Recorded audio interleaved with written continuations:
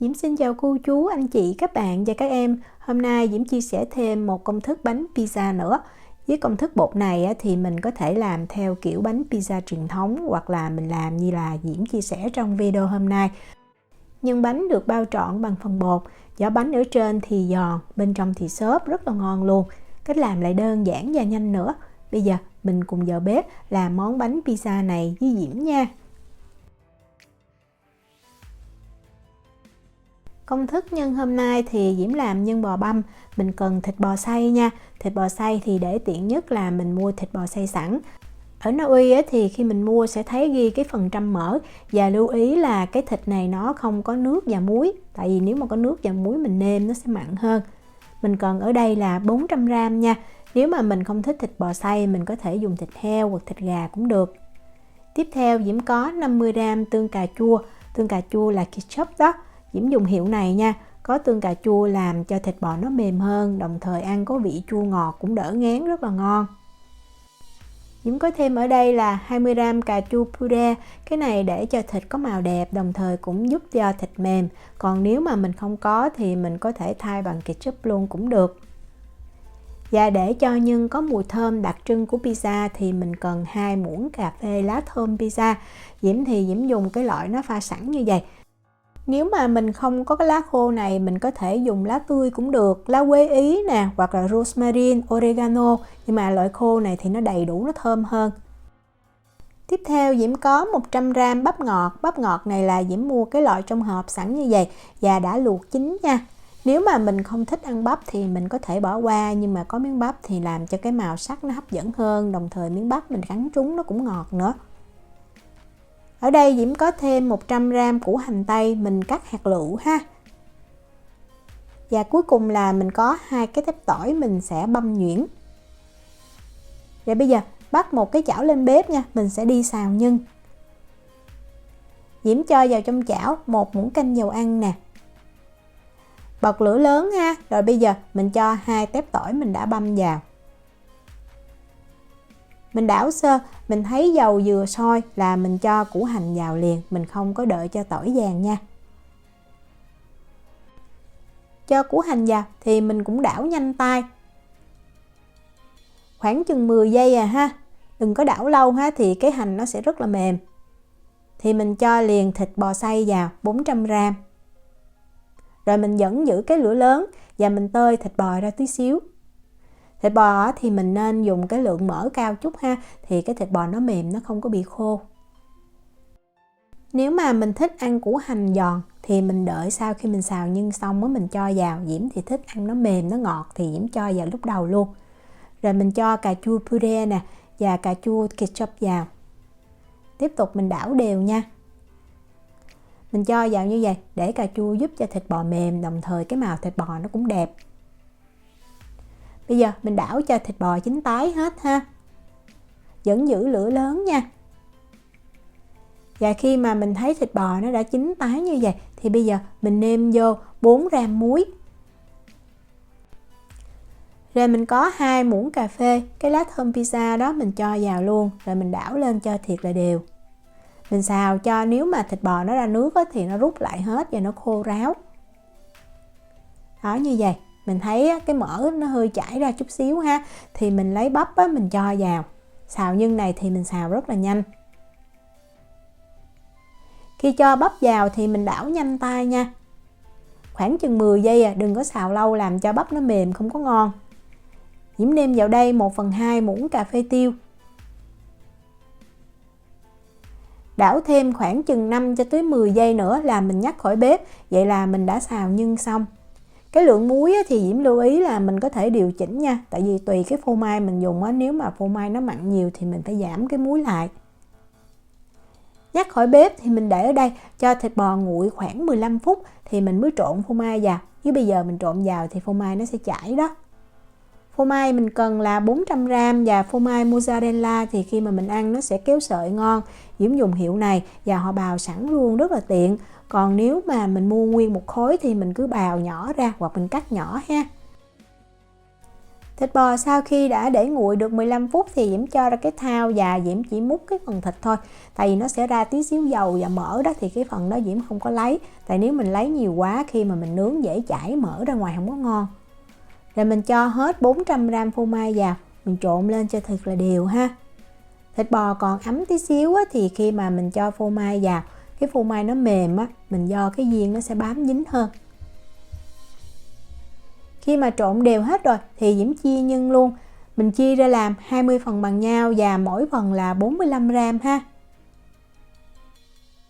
Đó, mình bóp chặt tí xíu cho nó vừa tròn là được. Không có cần phải thiệt tròn, tại tí xíu nữa khi mà mình tạo hình mình sẽ ấn cho nó dẹp chút nữa. Đó, như vậy là được. Chia nhân xong á, nếu mà chưa làm liền thì mình cất vào trong ngăn mát tủ lạnh nha. Bây giờ Diễm đi trộn bột. Diễm giới thiệu sơ tí xíu về bột để mình làm cái bánh pizza này. Thì để làm ngon nhất á, là mình nên chọn bột làm pizza. Thì Diễm dùng cái hiệu này nha. Và mình lưu ý bột làm pizza nó cũng có hai loại. Loại Diễm dùng hôm nay thì ghi là Tipo 1/0, dùng cho những cái công thức mà mình sẽ ủ nhanh. Thêm một loại nữa thì có ghi là Tipo 2/0, là những cái công thức mình sẽ ủ lâu, thường là qua đêm hoặc là 24 tiếng. Nếu mà mình muốn làm mà ủ qua đêm thì mình chọn cái bột này ha. Diễm thì hôm nay Diễm làm chỉ ủ chừng 45 cho tới 60 phút thôi. Còn nếu mình không có bột pizza thì mình cứ dùng bột mì bình thường, protein từ 11 cho tới 13% là ngon. Công thức này mình cần 500g nha. Diễm cho bột vào trong cái thau trộn bột nè. Và để cho cái bột này nó có cái mùi thơm đặc trưng của pizza thì mình cho thêm 1 muỗng cà phê cái lá thơm pizza vào, làm cho khi mà mình nướng cái mùi thơm không có còn nghe cái mùi bột. Diễm có thêm ở đây là 5g muối và 5g đường cát, nên dùng đường cát nhuyễn cho dễ tan ha. Rồi mình dùng cái phối lòng đó, mình trộn cho những cái nguyên liệu khô này nó đều với nhau. Nước để trộn bột pizza này á, thì mình cần 325g và là nước lạnh nha, chứ không phải nước ấm hay là nước nhiệt độ phòng. Men á, thì tùy mình có loại nào. Diễm có ở đây là men tươi nè. Diễm thấy mình dùng men tươi á, thì cái bột nó sẽ nở nhanh hơn, nó cũng xốp hơn nữa. Còn nếu mà mình không có men tươi thì mình dùng men khô là loại này, tức là men lạc mình làm bánh mì thôi. Nếu mà mình dùng men khô á, thì mình dùng 6g ha, là 2 muỗng cà phê. Còn nếu mà mình dùng men tươi á, thì mình dùng 25g là nửa cục men. Men tươi á, thì mình sẽ cho vào chung với nước và mình khuấy cho men nó tan đều ra.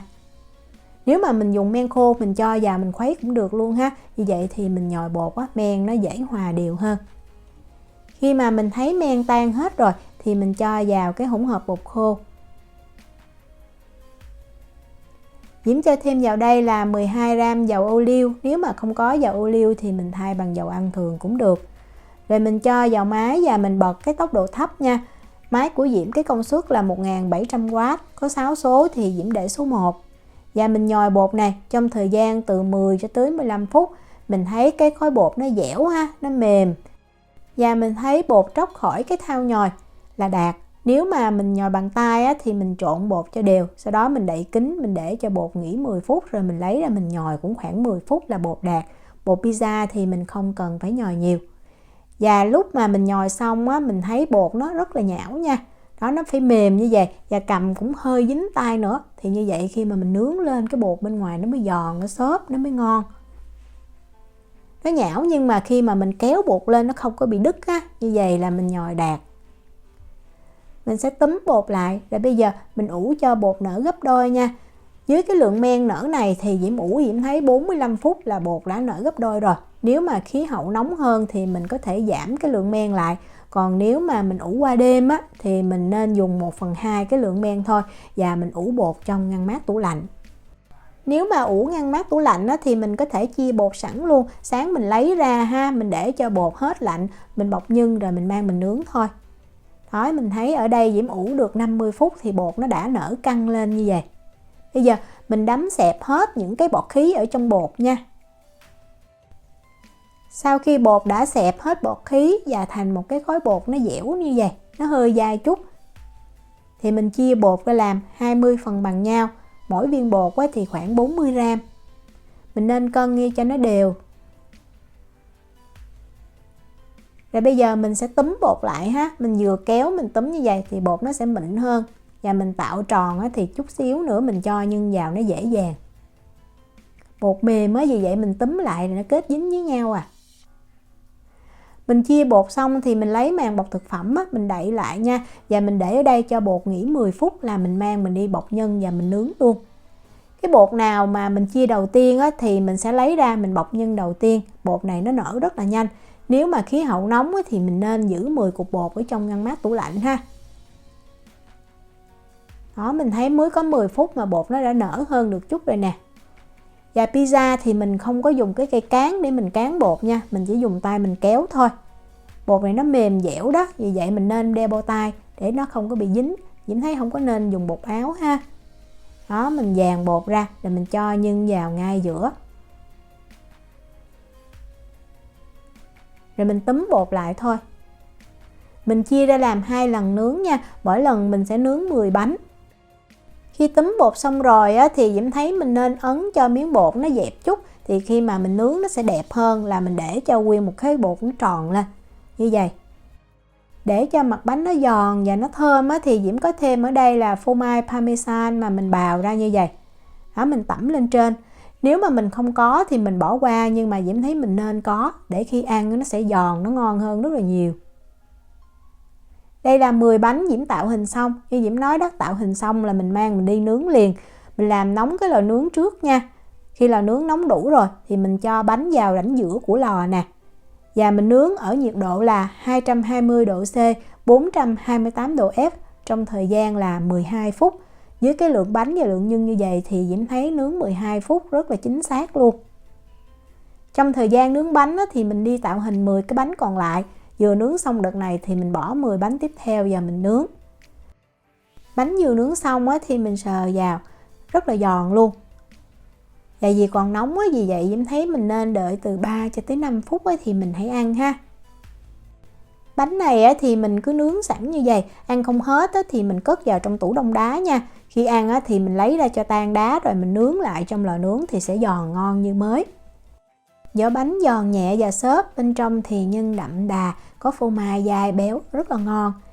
Diễm chúc cô chú, anh chị, các bạn và các em thành công với lại món bánh pizza này. Nếu mà có thắc mắc gì thì cứ để lại lời nhắn hoặc là gửi tin nhắn cho Diễm. Diễm cảm ơn sự quan tâm theo dõi video rất là nhiều. Hẹn gặp lại trong những video tiếp theo. Chào tạm biệt.